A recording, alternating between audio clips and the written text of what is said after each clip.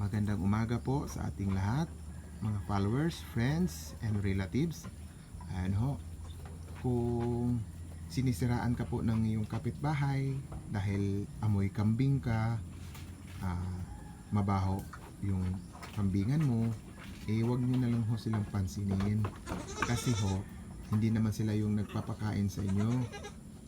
Kung lagi kang sinasabihan na walang patutunguhan ng pagkakambing, dapat tigilan mo na yung pagkakambing, hindi na discussion ho nila yon. Nasa sarili na ho natin kung paano natin palalaguin ang kambing. Nasa sarili na ho natin kung paano natin pararamihin ang kambing.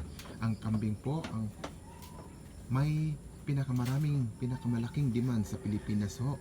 Yung karne ng kambing ay hindi ho kagaya ng manok at saka baboy ho na sobrang taas na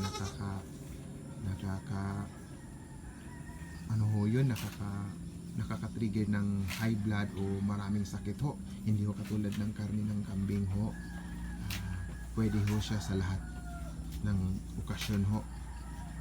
Pag sinasabing karne ng kambing ho, safe po. Sinabi ko sa inyo, safe po. Kunting kalaman at tips sa pagkakambing. Salamat po.